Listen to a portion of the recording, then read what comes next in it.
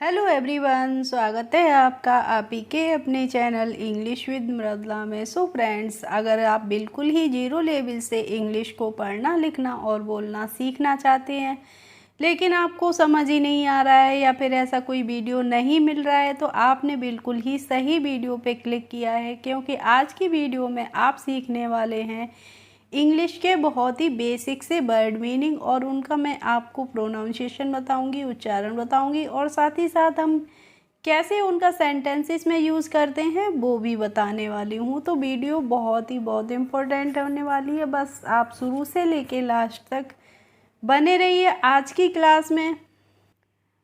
आज का हमारा टाइटल होने वाला है how to learn English from basic. Basic यानी कि क्या होता है, बिल्कुल ही शुरुआत से हम इंग्लिश कैसे पढ़ना सीखते हैं। ठीक है, तो आज का हमारा फ्रेंड्स फर्स्ट वर्ड है एच ई। एच ई को हम क्या पढ़ते हैं, इसको हम ही पढ़ते हैं। क्या पढ़ते हैं? ही पढ़ते हैं, और ही की हिंदी मीनिंग होती है वह है।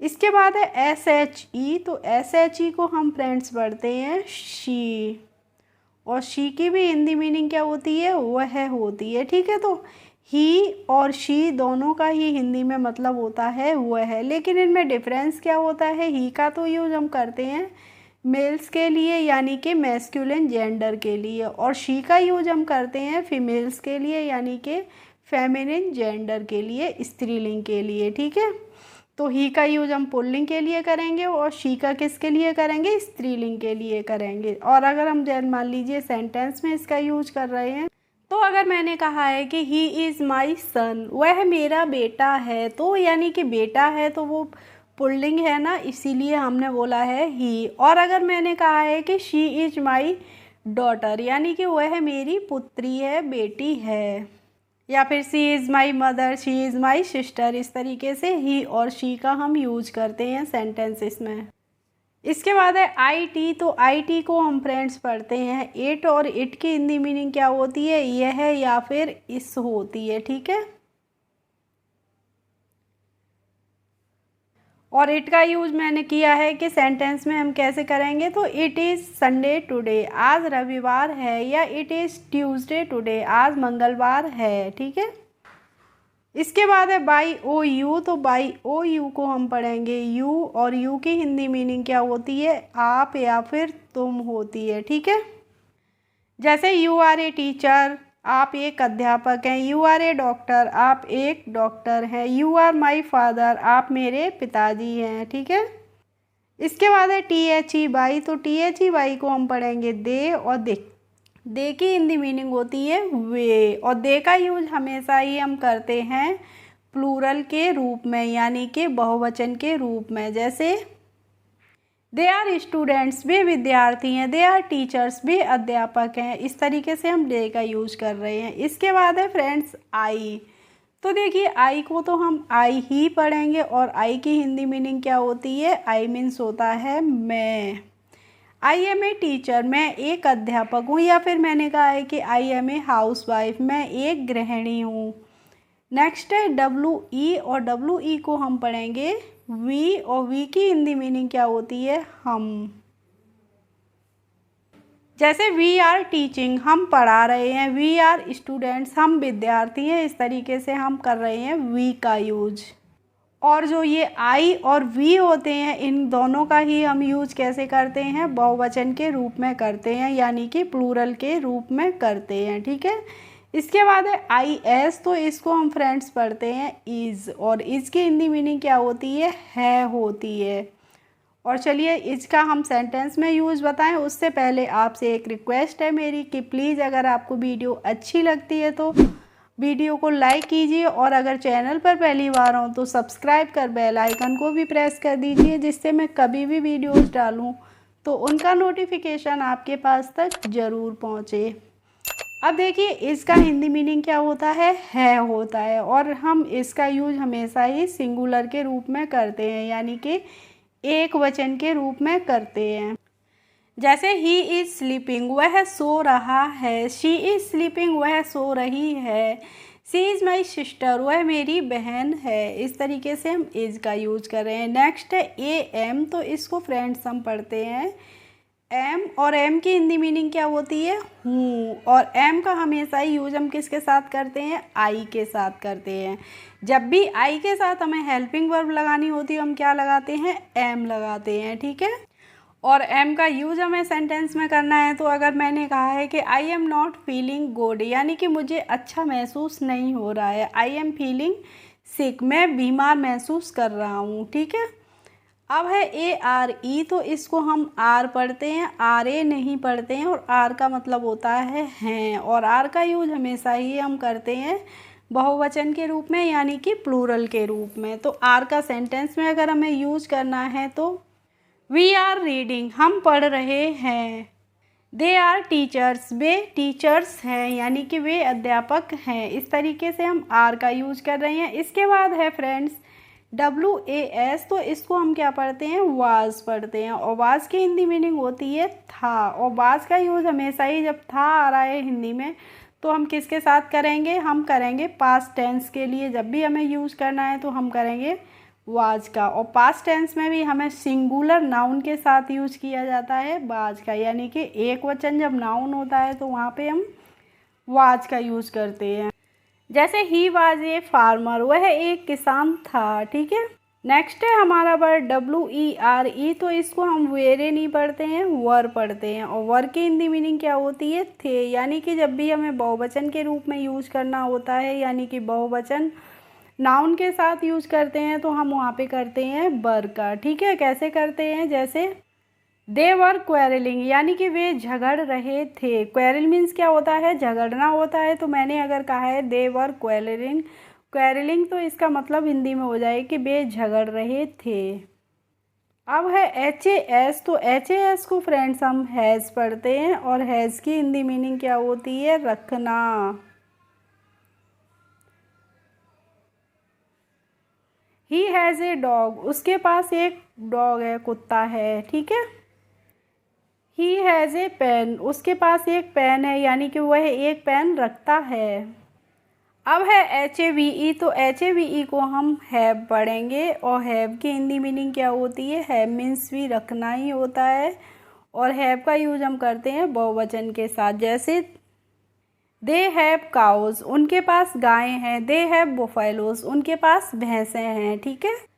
इसके बाद है DO, तो इसको हम पढ़ते हैं डू। और डू की हिंदी मीनिंग क्या होती है? करना। जब भी किसी काम का करना तय होता है वहाँ पे हम यूज़ करते हैं डू का। डू इट, इसे करिए, ठीक है। अगर आप कह रहे हैं कि किसी से डू इट, तो इसका मतलब हो जाता है हिंदी में इसे करिए, या डू दिस वर्क, इस काम को करिए। नेक्स्ट है DID, तो इसको हम डिड पढ़ेंगे। और डिड की हिंदी मीनिंग क्या हो जाती है? किया। तो डू की हिंदी मीनिंग होती है करना, और डिड मीन्स होता है किया। क्यों होता है किया? क्योंकि हम डिड का यूज़ करते हैं पास्ट के लिए, यानी कि ये हमारी वर्ब की ये क्या होती है? V2 फॉर्म होती है। और सेंटेंस में हम यूज़ कर रहे हैं, तो मैंने अगर कहा है किसी के बारे में ही डिड हिज वर्क, उसने अपना काम किया। इसके बाद है DONE, तो इसको हम पढ़ते हैं डन, डोने नहीं पढ़ते हैं। और डन की हिंदी मीनिंग क्या होती है? डन मीन्स होता है कर चुका। क्या होता है? डन मीन्स होता है कर चुका, यानी कि जो काम परफेक्ट हो जाता है उसको हम पढ़ते हैं डन, यानी कि हो चुका है। जैसे he has done his work, वह अपना काम कर चुका है। तो इसका मतलब क्या होगा? कि वो काम कंप्लीट हो चुका है। अब है बी बाई को हम पढ़ेंगे बाई। और बाई मीन्स होता है द्वारा। क्या होता है? द्वारा होता है, या से भी होता है। और इसका यूज हमें सेंटेंस में करना है। तो अगर मैंने बोला है he go to school by bus, या he go to school by metro, वह स्कूल बस से जाता है, या फिर वह स्कूल मेट्रो से जाता है, यानी कि मेट्रो के द्वारा जाता है या मेट्रो से जाता है, तो हम बाई का यूज़ करते हैं। अब है BE, तो इसको हम पढ़ते हैं बी। और बी की हिंदी मीनिंग क्या होती है? होना होती है। जब भी किसी काम का होना तय होता है वहाँ पे हम बी का यूज़ करते हैं। और अगर मैंने कहा है कि I wants to be an engineer, मैं एक इंजीनियर बनना चाहता हूँ, या I wants to be a scientist, मैं एक वैज्ञानिक बनना चाहता हूँ, तो हम बी का यूज कर रहे हैं। नेक्स्ट है SO, तो इसको हम फ्रेंड्स पढ़ेंगे सो। और सो की हिंदी मीनिंग क्या होती है? सो मीन्स होता है इसलिए। और सेंटेंस में हमें यूज़ करना है। तो अगर मैंने किसी को एडवाइस दी है कि अगर किसी बच्चे से मैं कह रहा हूँ कि आप कठिन परिश्रम करिए, तो हम बोलेंगे कि work hard so you will get good marks in the examination. तो इसकी हिंदी क्या हो जाएगी, वर्क हार्ड, यानी कि कठिन परिश्रम करिए जिससे कि आप परीक्षा में अच्छे अंकों से सफल हों। अब है AGO, तो इसको हम पढ़ते हैं एगो, और एगो मीन्स होता है पहले। लॉन्ग लॉन्ग एगो, इसका मतलब क्या हो जाता है, कई साल पहले या बहुत पहले। इसके बाद है ABOVE, तो इसको हम पढ़ेंगे एबव, और एबव की हिंदी मीनिंग क्या होती है, एबव मीन्स होता है फ्रेंड्स ऊपर या फिर ज़्यादा के रूप में भी हम एबव का यूज़ करते हैं। नेक्स्ट है AND, तो इसको हम पढ़ लेंगे एंड, और एंड की हिंदी मीनिंग क्या होती है, एंड मीन्स होता है और, क्या होता है, और होता है। जैसे Ramesh and Suresh are brothers, Ramesh और सुरेश भाई हैं। या फिर Sita and Gita are sisters, यानी कि सीता और गीता बहनें हैं। ठीक है।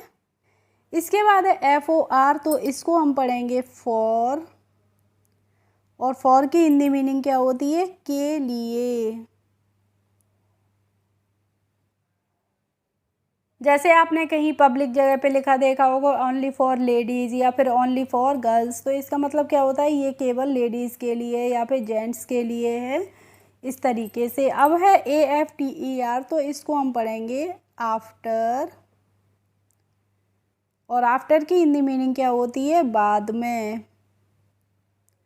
और सेंटेंस में अगर हमें यूज़ करना है तो मैंने बोला है कि ही कम्स आफ्टर मी, वह मेरे बाद में आता है, या फिर मैंने कहा है कि 11 कम्स आफ्टर 10, यानी कि 11 10 के बाद में आता है।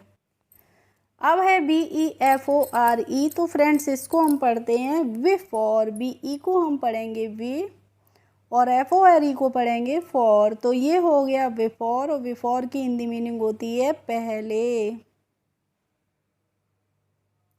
जैसे अभी मैंने आफ्टर का एग्जाम्पल आपको दिया था, समझाया था, ऐसे ही हम बिफोर का भी यूज़ करेंगे। तो मैंने अगर कहा है कि ही कम्स बिफोर मी, वह मुझसे पहले आता है, ही कम्स बिफोर मी, यानी कि वह मुझसे पहले आता है। ठीक है।